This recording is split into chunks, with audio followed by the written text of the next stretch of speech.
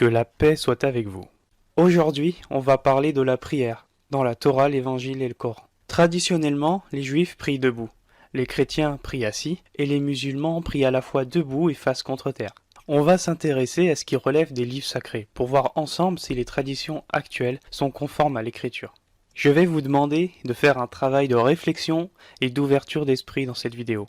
Parce que ce que vous allez voir, ça risque un peu de vous étonner, tout étant que tout sera basé uniquement sur les Écritures. On va procéder par ordre chronologique, donc d'abord la Torah, ensuite ce sera l'Évangile, puis le Coran. La prière dans la Torah. Deutéronome, chapitre 19, verset 18. Je me prosternerai devant l'Éternel. Ce même message est répété dans Deutéronome, chapitre 9, verset 25. Encore une fois, je me prosternerai devant l'Éternel. Ici, on voit bien qu'il est dit « je me prosternerai devant l'Éternel ». On va parler de prosternation et la définition que la Torah elle-même donne à ce mot. On retrouve ça dans Josué, chapitre 5, verset 14. Josué tomba le visage contre terre, se prosterna. Ici, on voit bien que tomber le visage contre terre est en relation directe avec ce prosterna. Par conséquent, la définition de se prosterner est tomber le visage contre terre. La prière d'Abraham. Genèse, chapitre 17, verset 3. Abraham tomba sur sa face, et Dieu lui parla. 1 Roi, chapitre 18, verset 42. Mais Élie monta au sommet du Carmel, et, se pencha contre terre, il mit son visage entre ses genoux. La prière de Moïse et d'Aaron. Nombre, chapitre 20, verset 6. Moïse et Aaron s'éloignèrent de l'assemblée pour aller à l'entrée de la tente d'assignation. Ils tombèrent sur leur visage et la gloire de l'Éternel leur apparut. La prière de David. Psaume 95, verset 6. Venez, prosternons-nous et humilions-nous, fléchissons le genou devant l'Éternel notre Créateur. La prière dans l'Évangile. La prière de Jésus. Matthieu, chapitre 26, verset 39. Puis, s'en allant un peu plus en avant, il se prosterna, le visage contre terre, priant et disant « Mon Père ». On retrouve la même chose en Luc 22, versets 41 à 42. Puis il s'éloigna d'eux, à la distance d'environ un jet de pierre, et s'était mis à genoux, il pria, disant « Mon Père ». On remarque bien qu'il y a d'abord la position initiale qui est être debout, puis en Luc 22 s'étant mis à genoux, et enfin le visage contre terre en Matthieu 26, 39. On remarquera que Jésus prie exactement comme Moïse. La prière dans le Coran. Tenez-vous debout devant Dieu avec humilité. Sourate 2, verset 238. Puis, en Sourate 48, verset 29, tu les vois inclinés, prosternés, cherchant de Dieu grâce et agrément. On remarque encore ici une position initiale qui est debout, ensuite une inclinaison, puis une prosternation. Exactement comme Moïse. Étonnant, non? Avouez que vous vous en doutiez même pas. À présent, je vais illustrer mes propos à travers deux extraits, un reportage et un documentaire.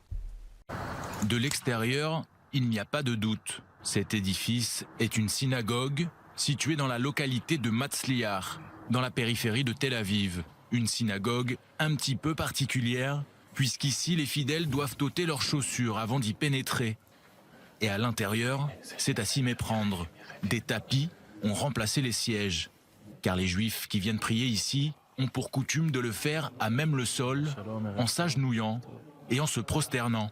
Des rites qui ne sont pas sans rappeler ceux de l'islam.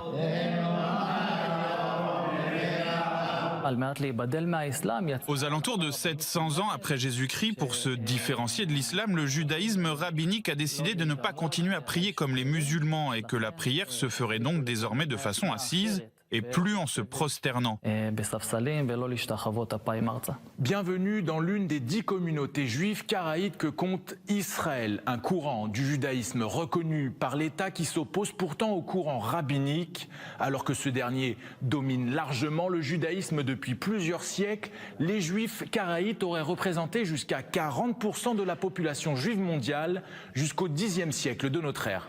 C'est à partir de là qu'ils ont commencé à être considérés comme des hérétiques par les rabbins, qui ont cherché à les exclure de la communauté juive. Les juifs karaïtes ne représentent plus qu'aujourd'hui que quelques dizaines de milliers de fidèles, dont l'immense majorité se trouve ici, en Israël. Le consistoire nous rend la vie difficile. Les rabbins nous sont très hostiles jusqu'à aujourd'hui. Il s'agit d'une hostilité historique. Dans le judaïsme karaïte, les rabbins ne sont que des messagers qui interprètent la Torah au sens propre. Ils sont en fait les intermédiaires entre les fidèles et la Torah. Alors que dans le judaïsme rabbinique, les rabbins ont autorité d'interpréter la Torah pour faire de nouvelles lois, ce qui ne correspond pas au dogme karaïte. Les Juifs karaïtes ne basent en effet leur foi que sur la loi écrite, telle que la Torah l'a décrit. Selon la loi rabbinique, même si ton rabbin te dit que noir c'est blanc, tu dois lui dire amen. Le judaïsme karaïte se base sur l'idée que le bien se trouve dans la Torah et qu'il n'y a pas besoin de se fier à l'opinion d'un autre. La compréhension de la Torah dépend de l'individu.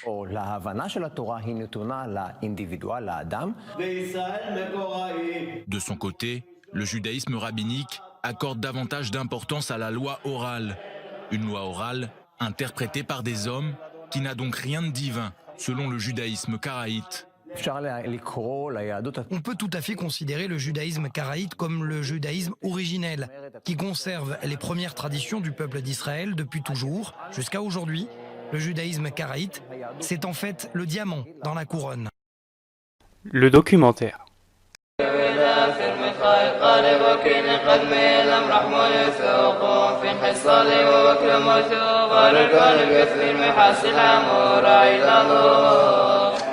C'est dans des monastères comme celui de Salah au Tour Abdin, qui abrita le patriarche syriaque durant des siècles, que chants et prières du christianisme originel ont été conservés loin de toute influence latine ou grecque.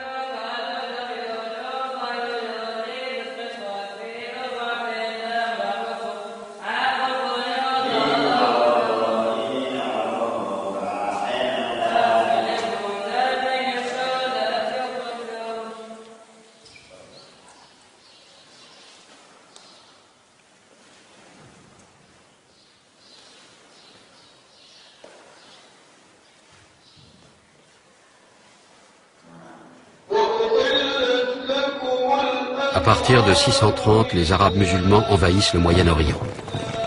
Nestoriens et Syriaques sont opprimés par les Perses et ces Romains qu'on appelle maintenant Byzantins.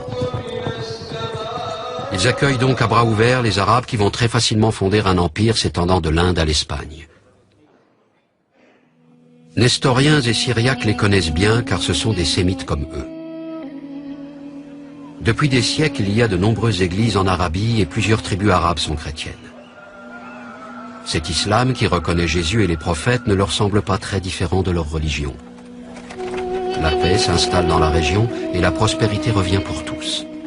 Pendant des siècles, la majorité de la population du Moyen-Orient restera chrétienne et pourra continuer de parler librement sa langue, l'araméen. Je vous invite à vérifier tout ceci directement dans vos bibles chrétiennes ou hébraïques. Mais à présent, je vous laisse en espérant que ça vous a plu. À la prochaine sur la chaîne.